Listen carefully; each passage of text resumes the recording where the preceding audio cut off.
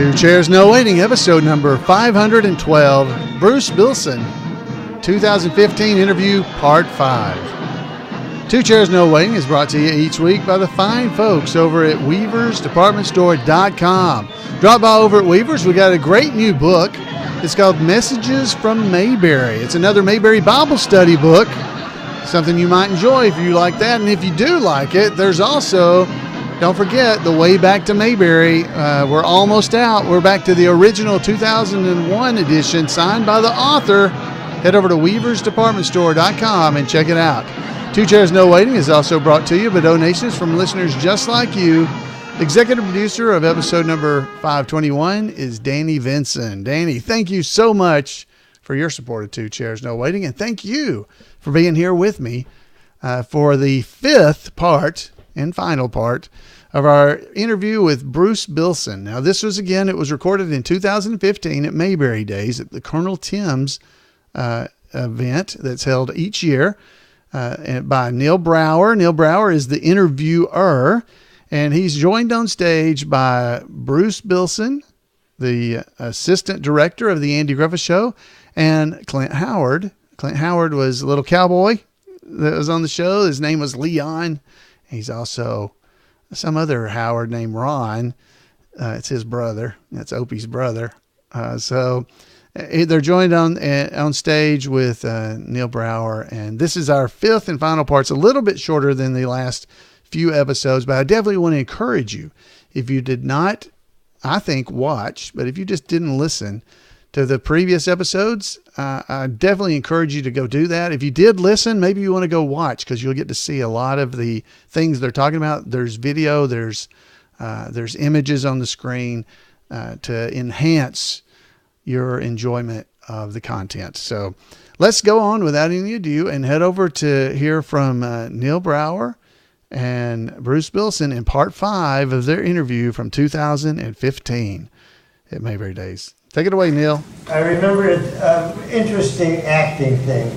We were doing the show where Don goes into the jail cell with the criminal, trying to act like another criminal. And in rehearsal, it never worked. And they kept saying, "What? Come on, Don. Oh, let's try this. Let's try that." And finally, this was really interesting, and I've never forgotten it, they realized that it was Don trying to be this character and not Barney trying to be this character. And when that light went on, then it worked.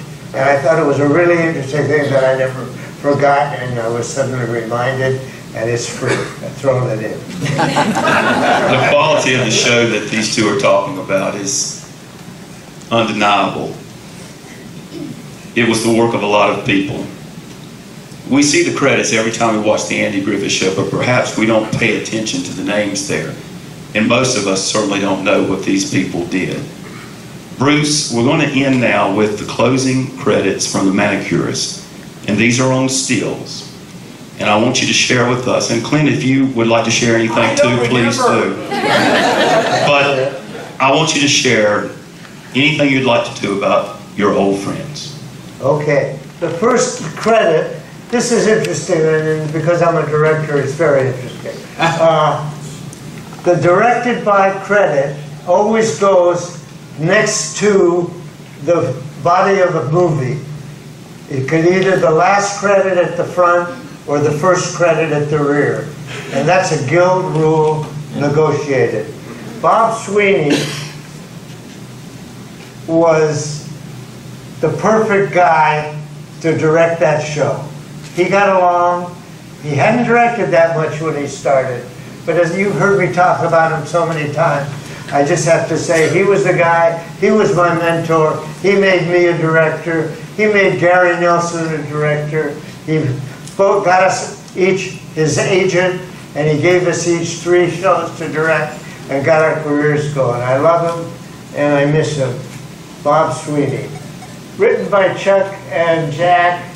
Very often the comedy writers work in teams, and I told you how they go, that this time they were independent, they had to come to the show, they had to pitch this thing about the manicurist, and they got the job, and they did a hell of a job. produced by Aaron Rubin. Couldn't have happened without him, I swear. I've talked about him enough, but he was the man. And Dick Link was Andy's manager, and he helped a lot of things that were not necessarily on the screen. But he was a really good guy, and I think he's still in his 90s and alive in Hawaii. And one of his grandchildren went to school with my son, Dick Link. Earl Hagen did all the music for Desilu, and you may or may not, he was the guy who whistled at the beginning when he put that thing in, and he got residuals for the rest of his life for performing in that. And a wonderful man, he's not with us anymore. Sid Hickox, ASC, is American Society of Cinematographers. He was the cameraman all the time I was there. Kenny Reed was the art director. He was responsible for the show, for the sets, and also how to decorate the locations. Joe Gluck was an editor. There was not just one editor. There were at least two, maybe three, because it took a while to edit in those days. It was not electronic. It was film that you had to cut and splice. Frank Myers, as we told you, was the production manager. He kept the whole thing running. And incidentally, when he was getting married, I loaned him the suit. We were the same size. We were friends. It was family. That's what I'm trying to point out. There I am.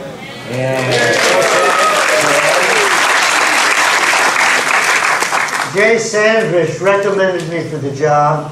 While he was doing this, he was first assistant on Lucy's show. Both of our fathers worked at RKO, where Argyle Nelson was before. I mean, it was very much family. And Reggie Smith was our prop master. Aaron Rubin with his second credit, because he indeed was the head writer as well as, and I bragged about him enough, you have to realize it. Ruth Birch was the casting director. She found all those people and brought them to the studio where they could try out and get the parts. Kenny Schwartz was the set decorator, as opposed to the art director who built the set. The set decorator hung the pictures on the wall and picked the furniture and stuff like that. The re-recording editor, Bob Reeves, was not on the set. He was away. Alan Jaggs, who was the music editor, later on directed the first step, became a full editor, and directed my first show. That speaks for itself. Ford was there. Then we got the cars free. That was about. Bob Christensen, the costumer, you know, he worked with that great suit for Barney and Andy's and keeping the uniforms and all that. Lee Greenway was a pal to everybody, especially to Andy. And from here somewhere, and was the makeup artist for everybody. Carmen did the hair for the ladies. There's Hazel Hall way down here. She was so important and so good. And Dave Forrest was the mixer on the set. Glenn Sound Company we've talked about. And the cast. Churio Meredith was that funny little lady who made faces. You know, was the mayor's wife or something. And I think you know who everybody else is. Dick Elliott was the mayor, right? And Sherwood Keith was the fellow with the mustache. And I don't know who Frank Warren was. Was he the guy with the apron on, the grocer or something? And you know Barbara, how many of you met her? Did you put it up? I mean, it was a long, long line. But I think she treated everybody nicely, didn't she? She's a real pro, a great lady. And Sheldon Leonard was the executive producer, and he was the boss of the boss. And his boss and partner was Danny Thomas. And that was the company, right? Desilu was Desilu, Desi and Lucy, the Mayberry Enterprises, that's it. End of show. We're going to see one more thing before we quit. We're going to see the original credits with Andy and Opie walking away from the lake. Now, during the first 2 seasons of the show, the cast were under contract to appear in commercials for General Foods. You enjoyed Barney and the Choir so much, what you would have seen after the epilogue would have been this commercial from Barney and the Choir, and then you will go into the original credits.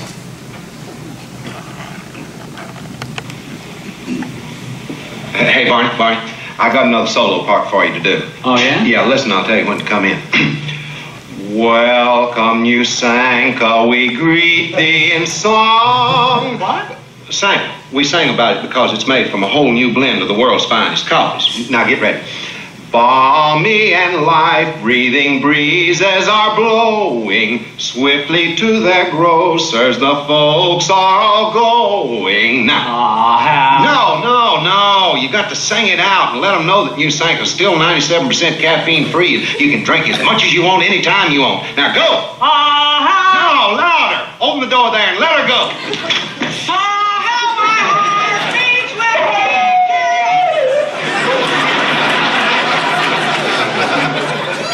That's it, Barney. You did it again.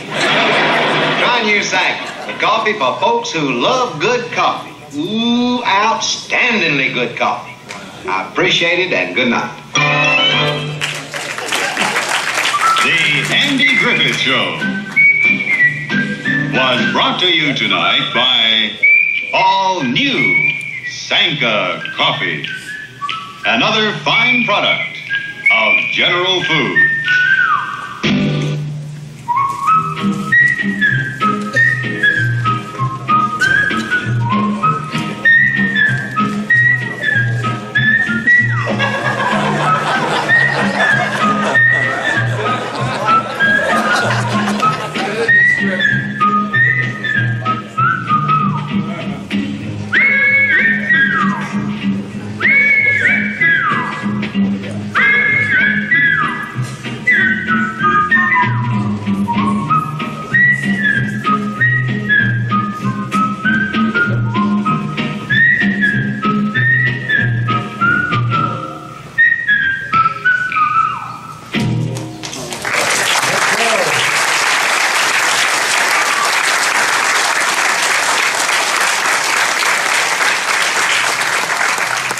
And they walk off to return again tomorrow.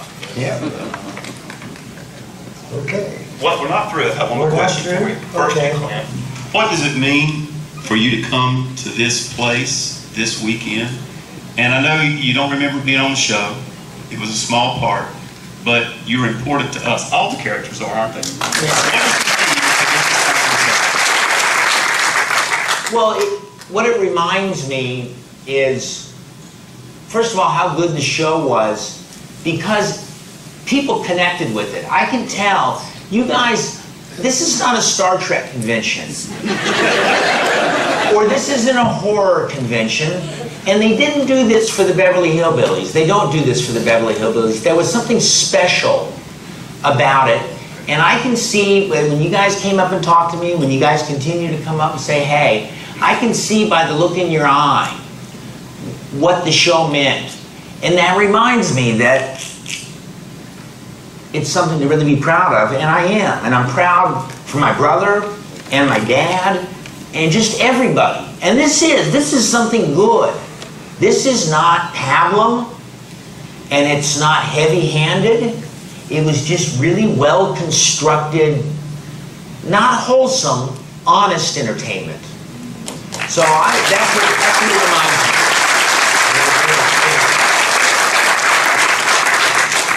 And what an honor it is to have Bruce here. Yes. Do you realize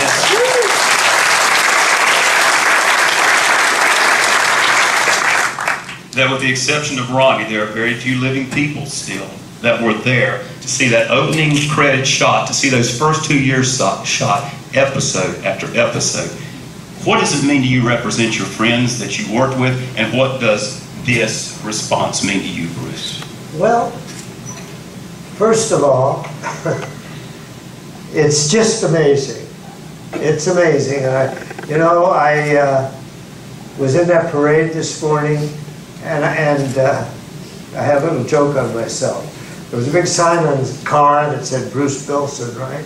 And I'm sitting in the car, and people are saying, "Hey, Bruce!" I said, "Hey, they remember my name." No kidding.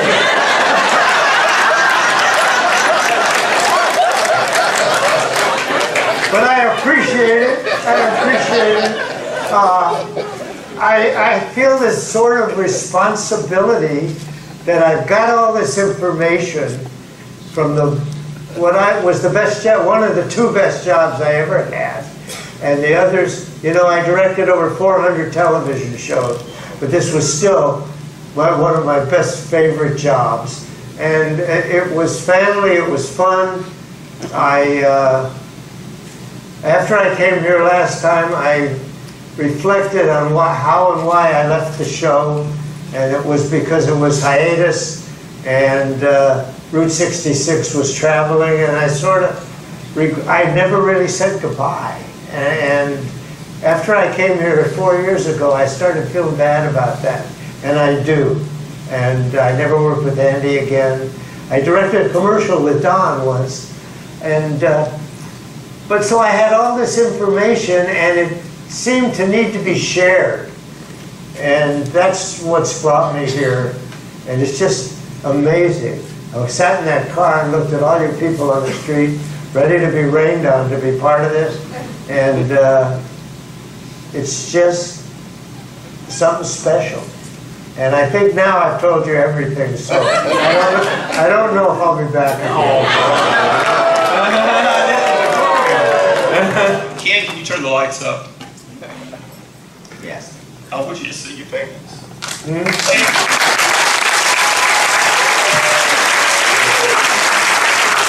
Thank you. Oh, wow. Thank you so much. Wow, was that awesome or what? A couple of things just to mention. He talked about Jerry Meredith, Bruce did, and she was Emma Watson in this episode. Now, the one that they were talking about was the manicurist. Well, it just so happens that the manicurist was the only episode where she was referred to as Emma Watson. Every other time she was Emma Brand. So there you go. He mentioned that she thought she was the mayor's wife or something, but she was Emma Watson on that one. And he also mentioned Dick Link, Andy's manager there, when he was talking about the credits. And Dick, he was alive at the time, but he passed away just a little less than a year later on the 15th of June, 2016. So he lost him as well. But wow, what great information. And how about that? How about that story about him thinking, "Hey, you remember my name?" He's riding around with a car with his name on it.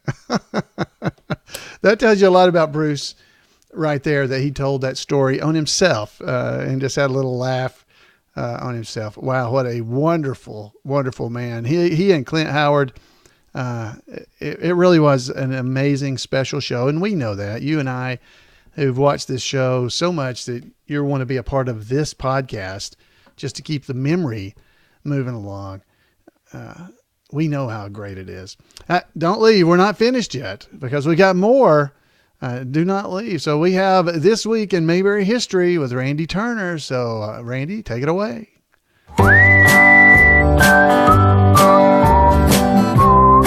Welcome to This Week in Mayberry History, a report by special correspondent Randy Turner of the Gomer and Cooper Pyle Comic Book Literary Guild of the Mayberry Historical Society. Rob Reiner is a celebrated actor, director, producer, and writer, but some of his very first roles were in the Mayberry universe. Rob was born on March the 6th, 1947 in the Bronx. He is the son of the legendary Carl Reiner, a comedian, actor, director, producer, and writer himself. Known for his work with Sid Caesar shows, his comedy work with Mel Brooks, as the director of films such as The Jerk with Steve Martin, and of course as the creator of The Dick Van Dyke Show. Rob grew up at 48 Bonnie Meadow Road in New Rochelle, New York. Dick Van Dyke's character lived at 148 Bonnie Meadows Street in the same town. Growing up, Rob was constantly exposed to celebrities visiting his home because of his father's work. Rob made his acting debut as a teenager in a 1961 episode of the crime series Manhunt, but did not begin acting regularly until he was 20. In late 1966, he appeared in episodes of the series Hey Landlord and That Girl.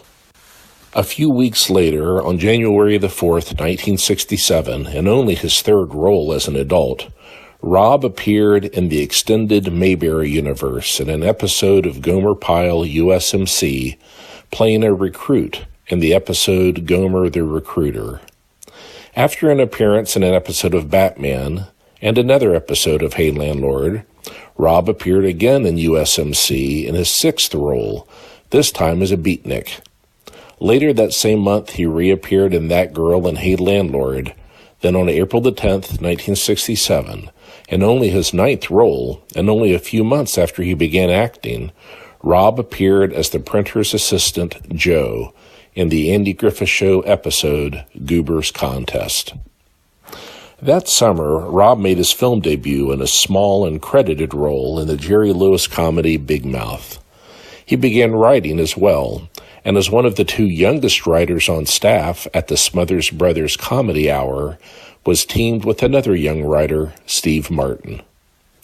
Throughout the remaining years before the rural purge, which ended so many shows, Rob popped up upon occasion. He played a flower child named Moondog in a 1969 episode of Gomer Pyle USMC, and played the character Mitch twice in the Beverly Hillbillies. He also appeared in a 1970 episode of Andy Griffith's short-lived series, Headmaster. When the rural purge occurred, it made way for a wave of more urban and, at the time, controversial shows. The first preeminent example being All in the Family in 1971. Norman Lear cast Rob as Michael Stivic, the liberal son-in-law of the bigoted Archie Bunker in a working-class neighborhood of Queens, New York. The show became not only widely popular, it is remembered as groundbreaking for its storylines involving previously taboo topics such as racism and anti-Semitism. All in the Family is considered one of the greatest sitcoms of all time, as is The Andy Griffith Show. The original Mayberry Show had been off the air for 3 years when Archie Bunker appeared, but Mayberry RFD and similar shows were still popular. It is sad that the TV landscape at the time was too limited to allow such different yet valuable shows to coexist. Rob's career is far too broad to cover here. He directed TV movies in 1974 and 1981, then moved to feature films with the classic 1984 mockumentary, This is Spinal Tap, as about as far as removed from Mayberry as one can imagine, but which gave us the phrase of turning it up to 11. Rob went on to direct such modern classics as Stand By Me, The Princess Bride, and Misery. He also directed what many consider the best modern romantic comedy film ever made, When Harry Met Sally. Rob also works as a producer, producing many of the films he directs as well as others. He earned an Oscar nomination for producing A Few Good Men, which again he also directed. Rob is still an active director, producer, and writer. He even still acts upon occasion. In 1999, he played a role in Ron Howard's film Ed TV, and recently played a recurring character in the comedy New Girl. Well, that's it for this week. Thanks for listening, and remember to take Andy's advice and go out there and act like somebody. Wow, thank you, Randy. And if you want to make sure you don't miss any of Randy's neat Mayberry stuff he's doing online, send him an email at turnersgrade@gmail.com, turnersgrade@gmail.com, and he'll make sure you don't miss out on any of his Mayberry fun. So thank you again, Randy. Wow, that's a lot of information I did not know about Rob Reiner. I knew he had been on the Andy Griffith Show in one of the color episodes, as he mentioned, but I didn't realize some of the other things that he had done. Of course, I knew him from All in the Family, and I knew he was a director as well. But great report, Randy. Always brings us great information about our friends from the Andy Griffith Show. Folks, I hope you have enjoyed this. I know I enjoyed spending time with you right here in Mayberry, and I would love to hear from you. you can give me a call at 888-684-8415, or you can head over to twochairsnowaiting.com and let me know there. Hey, while you're out and about, why don't you head over and check out the Mayberry.info website. Mayberry.info, it's just been redone. Join up over there and you can share information. We've got unseen characters that Colonel Harvey just put on there. There are 315 unseen characters listed, 314. You can head over there and check that out. Head over to it's Mayberry.info, and you can check out all the fun that's there too. Until next time, folks, we'll see you right back here on Two Chairs. Good night, everybody.